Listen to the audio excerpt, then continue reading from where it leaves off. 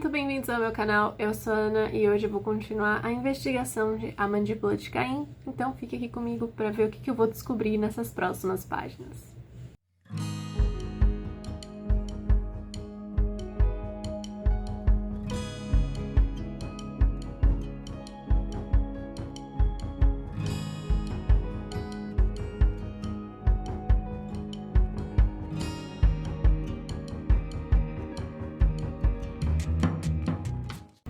Gente, eu tinha gravado a página 40, tinha feito uma explicação super maravilhosa, e aí quando eu fui editar o vídeo, o arquivo tava com problema e eu perdi tudo. Então eu vou tentar explicar tudo de novo, da mesma forma que eu expliquei antes.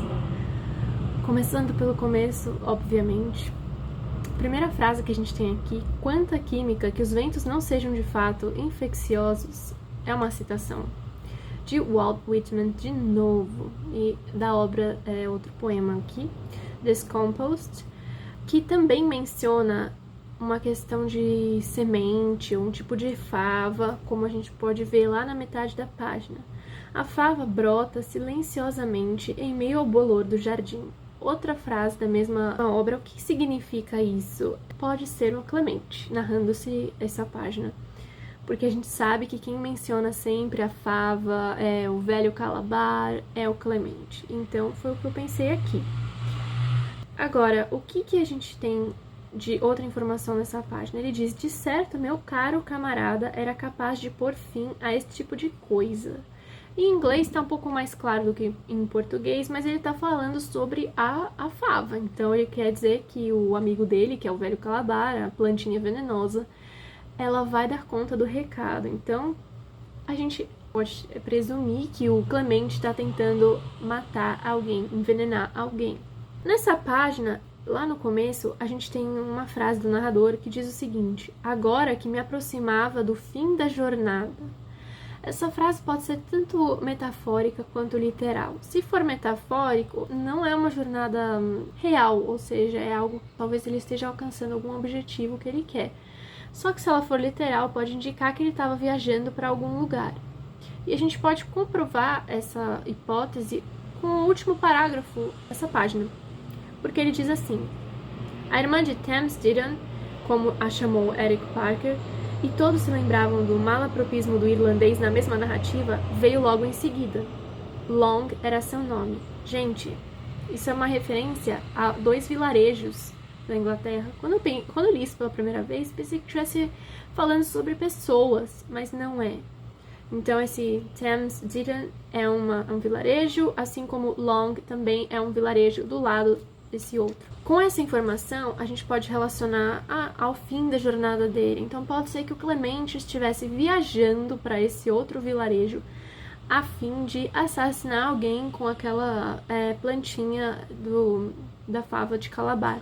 Outra pista que a gente tem aqui é quando ele menciona: alguns se voltam para Flecker a fim de rezar, e eu me volto para a tua cama. Essa frase está errada. E ele mesmo diz: provavelmente entendi errado.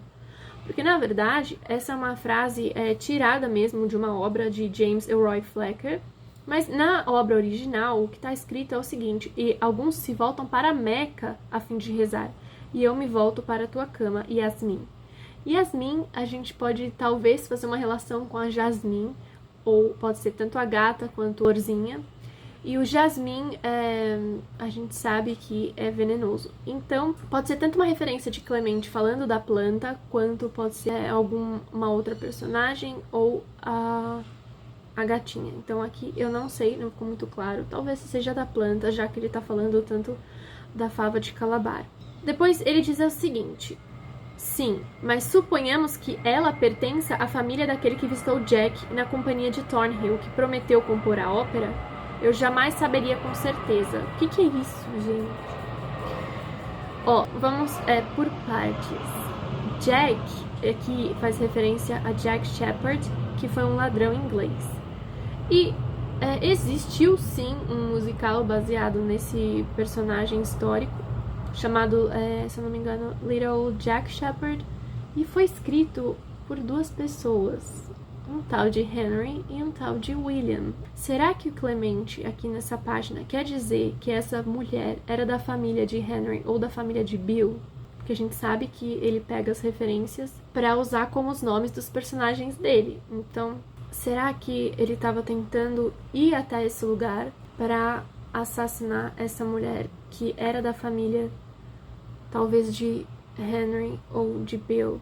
Por fim, vale mencionar que ele faz mais uma referência a pílulas nessa página. Então, a gente sabe que é aquele personagem que fica tomando pílula toda hora.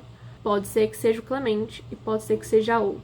Mas como ele fala o tempo todo de fava, eu acredito que seja o Clemente.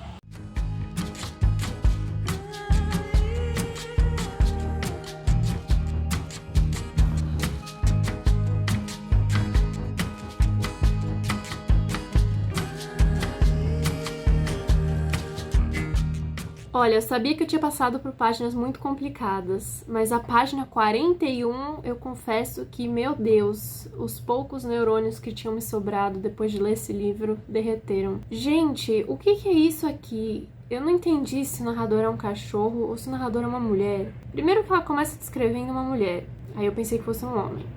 Mas depois ela diz que tinha casado com Henry. Foi aí que o velho Charles Goodfellow ousou sugerir que eu estava virando gay, o que pode significar um sobrenome. Em inglês, eu fui ver, tá com a letra minúscula, só que pode ser ambíguo em inglês, porque em inglês, gay pode ser que a pessoa tava ficando alegre, feliz. Pela idade do livro, eu acho que não faz nenhuma referência a pessoa ser homossexual, porque é um livro antigo. Então, talvez tenha o significado de ser algum sobrenome ou da pessoa estar feliz. Só que como aqui tá em letra maiúscula em português, eu acredito que seja um sobrenome mesmo. Até porque aparece em outra página o gay como sobrenome de uma senhora. Então, eu acho que aqui, possivelmente, a gente pode dizer que talvez o sobrenome do Henry seja gay. Só que, aqui eu fiquei pensando, será que o Henry é um cachorro ou é um homem? Porque ele diz assim: mas ainda era o primeiro cão, não consegui me impedir de perceber isso, depois do adestramento do meu marido. Ou seja, o marido adestrou o cachorro ou ele foi adestrado? Ficou muito ambíguo isso. Então eu não sei, mas eu ainda acho que tá falando de uma pessoa. Só que depois diz que ela não conseguiu se impedir de perceber que ela poderia levar reprimendas na vizinhança de Selfridge, mas não na vizinhança de Bond Street. O que ela quer dizer com isso? Que tipo de bairros são esses? Não sei se são bairros, né? A vizinhança deve ser um bairro. Qual a diferença entre esses dois bairros? Por que isso poderia acontecer em um e não em outro? E se a gente pensar dessa forma, parece que ser um cachorro, né? Mas eu não sei. E por fim, ela menciona uma citação aqui, que é de Rudyard Kipling. E essa citação, ela tem a continuação dela na página 93. Mas eu não vou falar sobre essa página 93 agora, não. Agora, o que mais dizer sobre essa página 41? Ela menciona o tal de Bet. No início, eu pensei que fosse uma referência ao Bartolomeu, mas aí o apelido de Bartolomeu é Bart e não Bet. Então, eu não entendi quem é esse tal de Bet. Também não entendi quem que é essa primeira mulher que ela tá mencionando, que ela tá observando. E por que esse tipo de gente tornara a Inglaterra terrível no mar? Mais uma referência a mar, marinheiros talvez, não sei, corsários. E depois eu dera minhas voltinhas, como se diz por aí. Às vezes semeava vento para colher tempestade. Então eu fico pensando, será que é uma mulher que casou com Henry, um homem, ou será que é um personagem cachorro que casou com Henry também? Só que até agora a gente não teve nenhum personagem feminino, cachorro, narrando o livro. Então pode ser que seja uma mulher. O que vocês acham dessa página? Porque vocês têm um pouco mais de noção sobre quem é Henry. Vocês me disseram que podia ser um objeto também. Aqui, claramente, não é, né? Então a gente prova que existem vários Henrys na história. Mas o que vocês acham disso, gente? Socorro, pelo amor de Deus, porque os meus neurônios não conseguem mais funcionar depois dessa página aqui. Socorro! Para finalizar o vídeo, eu queria falar sobre uma coisa que não é da página 41, mas que eu fiquei pensando agora. A gente sabe que o livro trabalha com muitas citações. Será que essas citações realmente são importantes para a história? Ou se, por exemplo, a gente ignorasse todas as citações, a gente ia ter as cenas de ação e talvez só isso fosse relevante. Porque é tanta informação e às vezes eu fico pensando, tá, qual que é a ligação dessa referência com a história em si? Às vezes eu percebo que tem, na maioria dos casos, tem uma conexão, mas não sei se essa conexão é tão importante, tão relevante pra gente desvendar esse mistério. Daí eu fico pensando, será que a gente tá perdendo tempo pra investigação com todas essas referências? Porque assim, eu sei que pra vida a gente vai aprender muito, mas será que pra investigação elas são realmente essenciais?